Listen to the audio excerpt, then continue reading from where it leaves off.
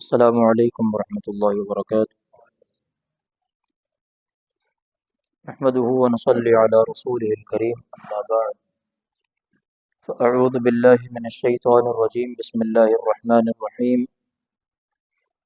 یا ایہا الذین آمنوا کتب علیکم الصیام کما کتب علی الذین من قبلکم لعلکم تتقون ایاما معدودات۔ گزشتہ کل ہم نے روزے دار کی فضیلت کا ایک حصہ بیان کیا تھا۔ آج اسی حدیث قدسی کا آخری حصہ اس تعلق سے بیان کریں گے انشاءاللہ۔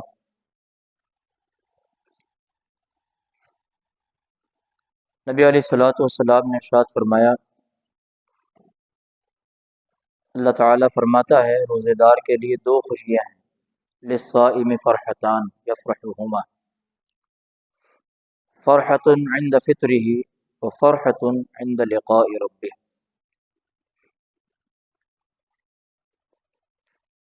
روزے دار کے لیے دو خوشیاں ہیں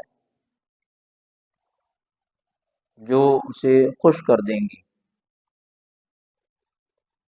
ایک خوشی افطار کے وقت اور ایک خوشی اس کے رب سے ملاقات کے وقت۔ یہ دو خوشیاں اللہ تعالیٰ روزے دار کو عطا فرمائے گا۔ ایک کا تعلق دنیا کے ساتھ ہے اور ایک کا تعلق آخرت کے ساتھ ہے۔ وفرحۃ عند فطر، افطار کے وقت کی خوشی، اس کے بھی دو پہلو ہیں۔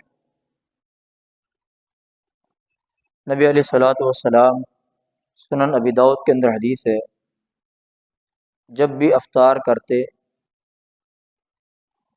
تو آپ یہ دعا پڑھا کرتے تھے، ذهب الظمأ وابتلت العروق وثبت الاجر انشاءاللہ۔ ذهب الظمأ، پیاس ختم ہو گئی، جو پانی کی طلب تھی، شدت تھی پیاس کی، وہ ختم ہو گئی، چلی گئی۔ وابتلت العروق، اور رگیں پانی سے تر ہو گئیں۔ وثبت الاجر، اس دعا کے دو پہلو ہیں، ایک انسان کی ذات کے ساتھ تعلق رکھتا ہے، اس کی جسمانی ضرورت کے ساتھ تعلق رکھتا ہے، تو کھانا پینا اللہ نے ہمیں کھلایا پلایا، سیراب ہو گئے، بھوک پیاس کی جو شدت تھی وہ ختم ہو گئی، تازگی آ گئی، توانائی آ گئی۔ ایک پہلو یہ ہے، اور وثبت الاجر انشاءاللہ، دوسرا پہلو اس کی روحانیت سے تعلق رکھتا ہے، جس کا انسان محتاج ہے اجر کا، ثواب کا، اور اجر بھی ثابت ہو گیا، لازم آ گیا، یعنی یہ عمل اللہ تعالیٰ کے ہاں میرا قبول ہو گیا انشاءاللہ۔ تو دنیا کے اندر بھی جو خوشی انسان کو ملتی ہے، اس کے بھی یہ دو پہلو ہیں، ایک جسمانی ایک روحانی۔ غذا بھی مل گئی، جسمانی ضرورت ہے، اور اجر بھی مل گیا جو روحانی ضرورت ہے۔ اور اسی تعلق سے نبی علیہ الصلوۃ والسلام کا یہ بھی فرمان ہے، ان للہ عتقاء عند کل فطر وذلک فی کل لیلۃ،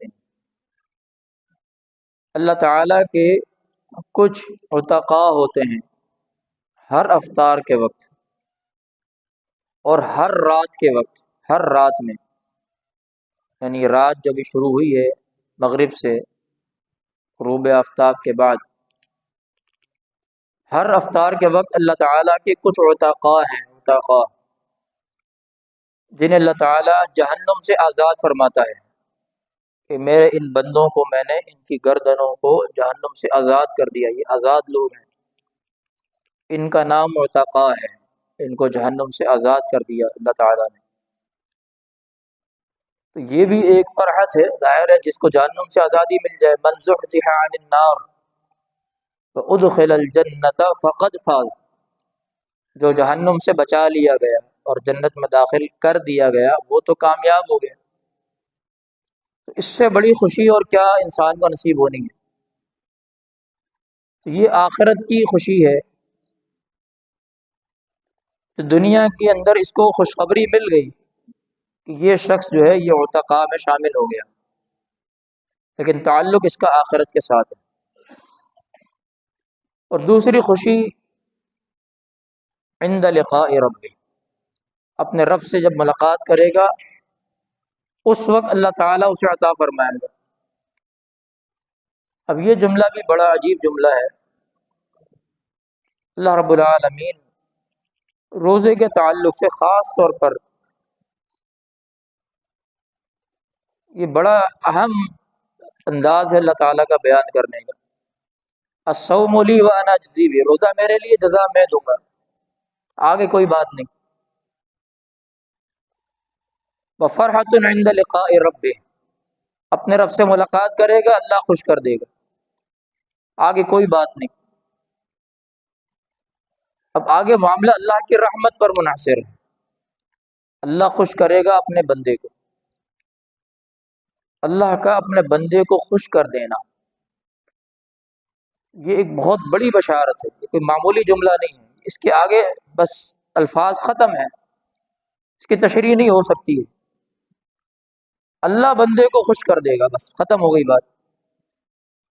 اب اللہ کیسے خوش کرے گا اس کے لیے ہمیں قیامت کا انتظار کرنا ہے۔ اللہ نے خوشی کا وعدہ کیا ہے، اس پر ہمارا ایمان ہے، انشاءاللہ اس عمل کے بدلے میں اللہ تعالیٰ قیامت کے دن ہمیں خوش کر دے گا۔ اللہ ہم سب کو اس میں شامل فرما لے، آمین۔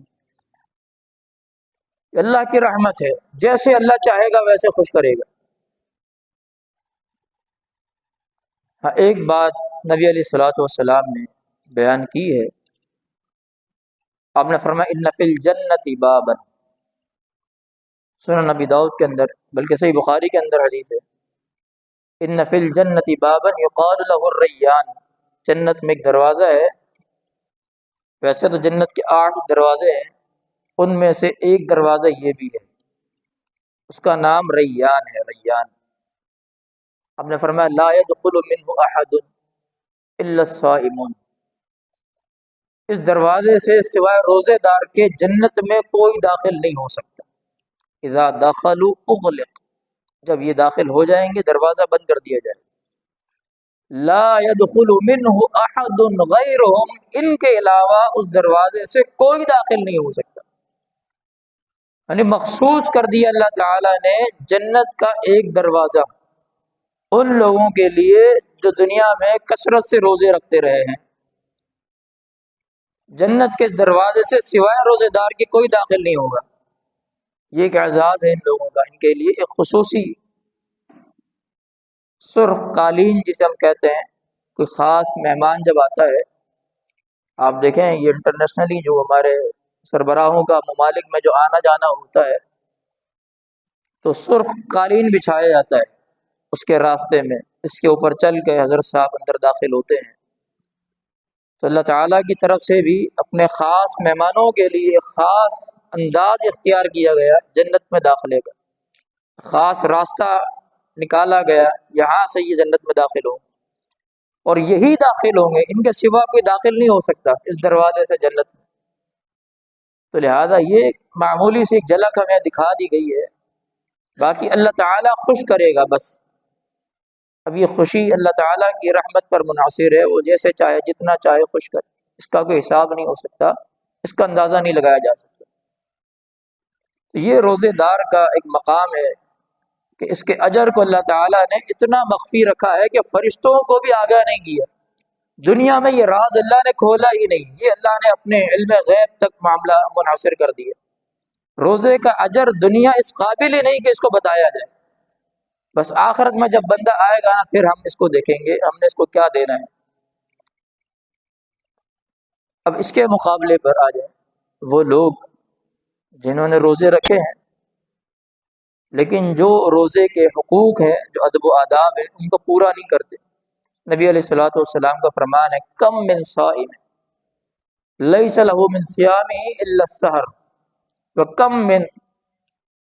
کم من صائم لیس له من صیامہ الا الجوع وکم من قائم لیس له من قیامہ الا السحر، کتنے ہی روزے دار ہیں جن کے روزوں کا حاصل سوائے بھوک پیاس برداشت کرنے کے کچھ نہیں، اور کتنے ہی راتوں کو طویل قیام کرنے والے ایسے بھی ہیں جن کے قیام کا کل حاصل سوائے تھکاوٹ برداشت کرنے کے اور کچھ بھی نہیں، ایسے بھی روزے دار ہیں، یہ بھی روزے دار ہیں۔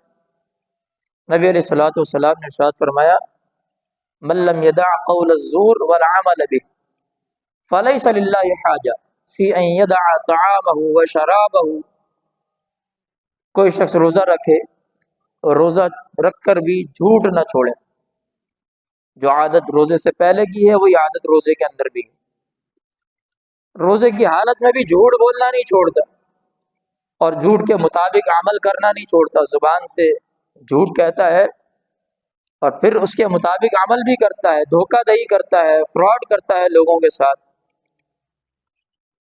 ایسے شخص کے لیے پھر کوئی حاجت نہیں ہے اللہ تعالیٰ کے، اللہ کو کوئی ضرورت نہیں، یہ بھوکا رہے یہ پیاسا رہے اپنی مشقت برداشت کرے، اللہ کو اس کے روزے کی کوئی پرواہ نہیں، یہ بھی روزے دار ہے۔ اور وہ بھی روزے دار ہے جس کے منہ کی ہیک بھی اللہ کو اتنی محبوب ہے کہ جو کستوری کی خوشبو سے زیادہ معطر ہے، زیادہ پاکیزہ ہے۔ تو انسان کے نیک اعمال بالخصوص روزہ جو ہے یہ اللہ تعالیٰ کے ہاں بڑا عظیم الشان مرتبے کا حامل ہے، اس کو اپنی دنیا کی ان خبیث اور غلیظ چیزوں سے، جھوٹ سے ویسے بھی نفرت ہے اللہ تعالیٰ کو۔ نبی علیہ الصلوۃ والسلام نے فرمایا کہ جب بندہ ایک جھوٹ بولتا ہے، صرف ایک جھوٹ بولتا ہے، فرشتہ میلوں مسافت اس سے دور چلا جاتا ہے، اس کے منہ کی اس بدبو سے جو اس کے جھوٹ بولنے سے آتی ہے، اتنی بدبو اس کے منہ سے خارج ہوتی ہے اس کے جھوٹ بولنے کی وجہ سے، فرشتہ میلوں دور چلا جاتا ہے۔ اور جو روزے کی حالت میں جھوٹ بولے اس کی کتنی کراہیت ہے، کتنی نفرت ہے، اللہ تعالیٰ فرماتا ہے اس کے بھوکے پیاسے رہنے کی مجھے کوئی ضرورت نہیں ہے، کوئی فائدہ نہیں ہے، بھوکا پیاسا رہے اس کا کوئی اجر نہیں، کوئی ثواب نہیں، سوائے مشقت کے بھوک پیاس برداشت کرنے کے اس کو کچھ حاصل نہیں۔ تو لہٰذا دونوں طرف کا معاملہ ہے، ایک بڑا اجر بھی ہے اور ایک بڑی وعید بھی ہے۔ اللہ تعالیٰ سے دعا ہے اللہ تعالیٰ ہمیں سمجھنے کی عمل کرنے کی توفیق عطا فرمائے۔ سبحان ربک رب العزت عما یصفون وسلام علی المرسلین والحمد للہ رب العالمین۔